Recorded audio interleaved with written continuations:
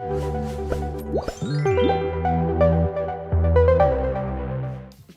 everyone, I'm Simone and welcome to Mama Says. Today we're talking about one of literally the most important topics for any new mom out there. And we have with us the one and only Kerry Bajaj, who is an absolute professional and a sleep trainer. She's basically every mom's angel. Hi everyone, I'm Kerry Bajaj. I have written a book called Sleep Baby Sleep, and into this book I have poured everything that I know from my two kids who sleep from 7 p.m. to 7 a.m. since they were 7 months old, and everything that I know. Don't we hate her? Sorry. Don't we want to know all her secrets? Sorry guys, and everything that I know from working with hundreds of families and helping their babies and children sleep through the night peacefully and happily. As a new mom, I know that I was all over the place when it came to sleep training my child. In fact, I was a mess. I was like, okay, whatever, let the baby do whatever the baby wants to do, you know. That was my initial thought because I didn't know better. And what that led to is a massive disaster because Zephyr, who's my older one, is not sleep trained. We're still putting him to sleep. So when this book was released and when Kerry decided to send me the book, I was like, okay, there's hope. Something's going to be possible out of this for sure. And now I want to hear from these moms as to what they think they did right or wrong when it came to sleep training their babies initially. Like, what was your first thought when it came to like, how am I going to do this? What worked for us with Leela was, one thing was that I knew I was going back to office at 3 months. So I was a little bit motivated to set her schedule. But for her, it was simple. And she took a dream feed at 11 o'clock at night. And then from pretty early on, she was kind of able to sleep most of the way through the night till morning. What is your best time? You know, what's your most special bedtime routine? Like, what do you think is like the most important thing right before bedtime? So since I have the two kids, they both need what they need, right? So we do dinner, bath, and then we do books with Rumi. And then Rumi gets snuggle time, which is a very specific, like it's a 3, I don't know, it just works, you know? So she gets her like 3 minutes of snuggle time and then she's good. And so she's off. She's the easy one. She just goes to sleep? She wants her socks on and then she'll Kerry. sleep. Yeah. And then sometimes the house is still noisy and she's still sleeping. So she's definitely the easy Kerry. one. I know, but I know.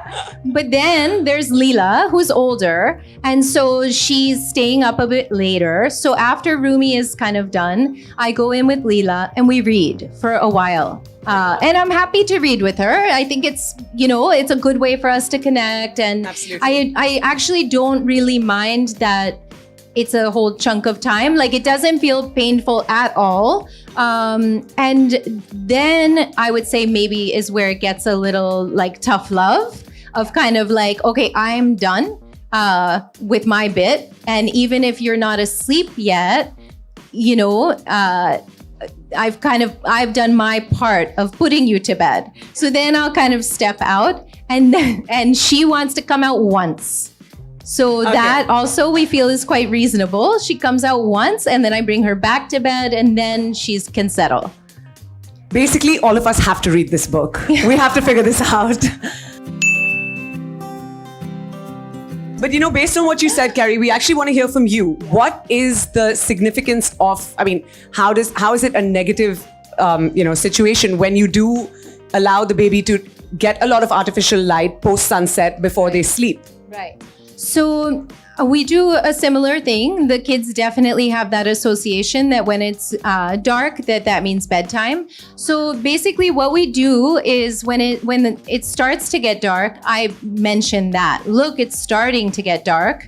And then when the sun sets outside, we really try to dim the lights inside as well. So we're pulling curtains, we're turning off the bright overhead lights. And it does matter because any exposure to artificial light after sunset will interrupt the production of melatonin, the sleep hormone, and that will make it harder for babies to fall asleep. So this is one of the really simple things that I make everyone do. And I feel that one change alone takes so much of the struggle away at bedtime. Not all of it, but it helps. It really does help.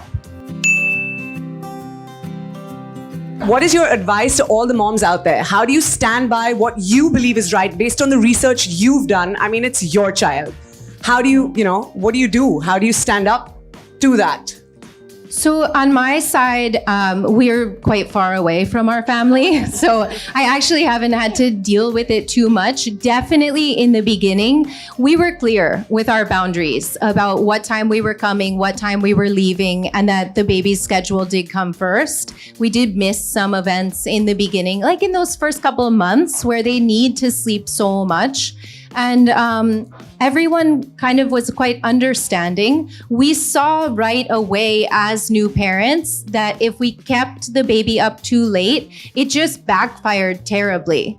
As far as families that I work with here, I do help people a lot with some of that boundary setting and advocating for themselves. And I find the best way to do it is with like a little bit of science, like a little bit of sleep science. And then when that's kind of presented to other family members or in-laws, that they really understand. Like I worked with a family that the grandparents were taking the baby to the park in the evening, which was so sweet of them. And we wanted that to happen, but they were just keeping the baby for too long. And the baby was coming home and howling in the evenings and having meltdowns just from being overtired. So I wanted them to still go to the park, but for a little less time. And we were able to really show them like how to see the sleep cues. And it made all the difference for that baby. Can you come to my house, Carrie? Please. I will. Can I keep you with me for a week? What are your thoughts as an expert on what is advisable if you have the ability to have 2 rooms? Okay, right. Because I work with a lot of families that the baby has to be in the room with the parents. Fair for enough. sure. And we do work with that. One of the things I say in that case is please be realistic and aware that whatever noises you're making, coughing, sneezing, snoring, whispering, tiptoeing, the baby can hear you. So I'm always recommending to use a white noise machine in a room sharing situation. I mostly recommend it for all babies because it is helpful, but definitely with sharing the same room. I think it's really helpful to kind of drown out some noises. Carrie, thank you so much for having me here. Congratulations. And I'm sure that this book is going to do wonders for all the mamas all over the world. Absolutely.